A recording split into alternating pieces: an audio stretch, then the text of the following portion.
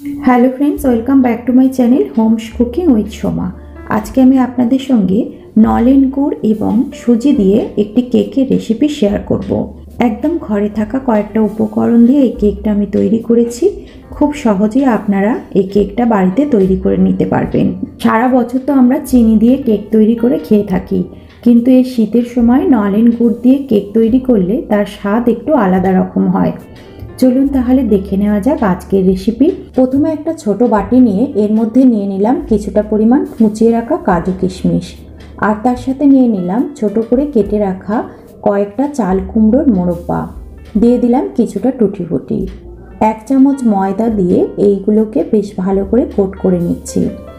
এই সমস্ত উপকরণ যদি বাড়িতে নাও থাকে, ঘরে যে সমস্ত ড্রাই ফ্রুটস থাকবে সেগুলোকেই ময়দা দিয়ে অবশ্যই এরমভাবে কোট করে নেবেন। এখন একটা মিক্সিং জার নিয়ে এর মধ্যে নিয়ে নিচ্ছি 1.25 কাপ সুজি। প্রথমে সুজিটাকে একটু মিহি করে গুঁড়ো করে নিতে হবে, তাহলে কেকটা খেতে বেশ ভালো লাগবে। সুজি গুঁড়ো করে নেবার পর আমি ওই কাপের মধ্যে আবার ঢেলে নিলাম। এই কাপে আমি 1.25 কাপ মাপ করে সুজি নিয়েছি, বাদ বাকিটা আমি ময়দা দিয়ে ভর্তি করে নেব, অর্থাৎ সুজি এবং ময়দা মিলিয়ে 1 কাপ। একটা মিক্সিং বোল নিয়ে এর মধ্যে নিয়ে নিলাম 1/2 কাপ নলেন গুড়, আর দিয়ে দিলাম 1/3 কাপ রিফাইন্ড অয়েল।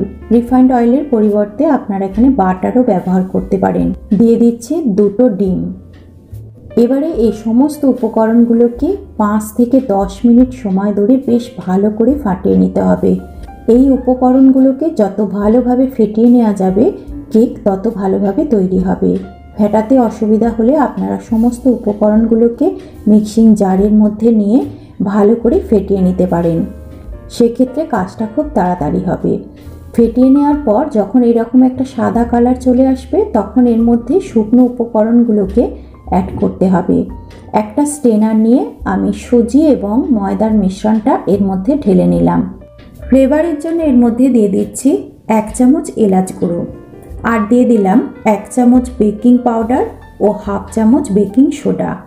এবারে সমস্ত উপকরণগুলোকে বেশ ভালোভাবে একটা স্ট্রেনারের সাহায্যে চেলে নিতে হবে, যাতে এর মধ্যে কোনো মোটা বা দানাদার অংশ না থাকে। মিশ্রণটা চেলে নেওয়ার পর এর মধ্যে দিয়ে দিচ্ছি 1/4 চামচ মতো নুন। এবার এই সমস্ত উপকরণগুলোকে খুব ভালো করে মিশিয়ে নিচ্ছি। আমি এখানে ফ্লেভারের জন্য এলাচের গুঁড়ো ব্যবহার করেছি।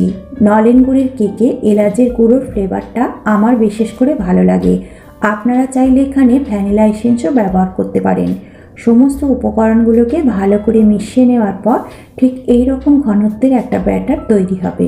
ব্যাটারটা রেডি করে নিয়ে এর মধ্যে দিয়ে দিচ্ছি আগে থেকে কোট করে রাখা ড্রাই ফ্রুটসগুলোকে দিয়ে হালকা হাতে ব্যাটারটার সঙ্গে ভালো করে মিশিয়ে দিতে হবে। ব্যাটারটাকে রেডি করে নিয়ে কেক টিনের মধ্যে ঢেলে দিতে হবে। আগে থেকে আমি একটা কেক টিনকে রেডি করে রেখেছিলাম। এই কেক টিনটার নিচের দিকে এবং সাইডে গোল করে এবং সরু করে কাগজ কেটে তেল ব্রাশ করে ভালো করে লাগিয়ে রেখেছি, আর ওপরেও একটু তেল ব্রাশ করে দিয়েছি। এই কেক টিনের মধ্যে সমস্ত ব্যাটারটাকে আমি একটু ওপর থেকে ঢেলে দিলাম। ব্যাটারটা ঢেলে দেওয়ার পরে একটু স্প্যাচুলার সাহায্যে নাড়াচাড়া করে দিতে হবে, যাতে এয়ার বাবলসগুলো বেরিয়ে যায়। তারপর হাত দিয়ে একটু ট্যাপ করে দিলে ওপরের সারফেসটা সমান হয়ে যাবে। এবার কেকটাকে বেক করে নেওয়ার পালা। আমি এখানে 5 মিনিট আগে থেকে একটা বড় পাত্র এবং একটা স্ট্যান্ডকে ভালো করে প্রিহিট করে নিয়েছি। এখন কেক টিনটাকে খুব সাবধানে আমি এর মধ্যে বসিয়ে দিলাম। তারপর এটাকে ঢাকা দিয়ে প্রথমে আমি 10 মিনিট বেক করে নেব।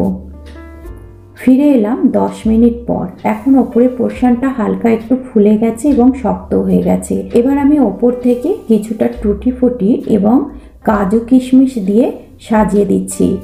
প্রথমেই যদি আমরা এই কাজটা করতাম, তাহলে বেক করার সময় ব্যাটারের মধ্যে টুটি ফুটি এবং কাজু কিশমিশগুলো ভেতরের দিকে ঢুকে যেত। 10 মিনিট কেকটাকে বেক করে নেওয়ার পরে যদি এই ড্রাই ফ্রুটসগুলো দেওয়া যায়, তাহলে কিন্তু ভেতরের দিকে আর ঢুকে যায় না। সমস্ত ড্রাই ফ্রুটসগুলো দিয়ে এটাকে চাপা দিয়ে লো ফ্লেমে রেখে 20 মিনিট আরও বেক করে নেব। কেকটাকে কিন্তু লো ফ্লেমে রেখে প্রথম থেকে শেষ পর্যন্ত বেক করতে হবে।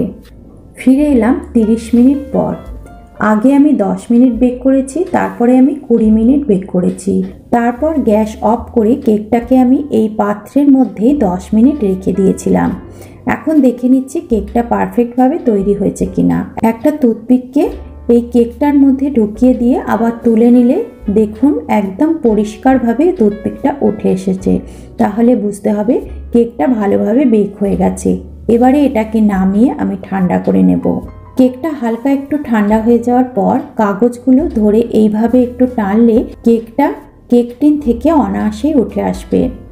এইভাবে কাগজ দিয়ে যদি আপনারা কেক বেক করেন তাহলে কেকটাকে কেক টিন থেকে তুলে নিতে কোনোই অসুবিধা হবে না। দেখুন কাগজটাকে টেনে নিলে কেক টিন থেকে কেকটা অনায়াসেই উঠে আসলো। এবারে এটাকে একটা প্লেটের মধ্যে রেখে সাইডে যে কাগজগুলো আছে সেগুলোকে ছাড়িয়ে দিচ্ছি। পাশ থেকে বুঝতেই পাচ্ছেন কেকটা কত সুন্দরভাবে বেক হয়েছে। আর পিছনের কাগজটাও আমি একই রকমভাবে ছাড়িয়ে দিলাম।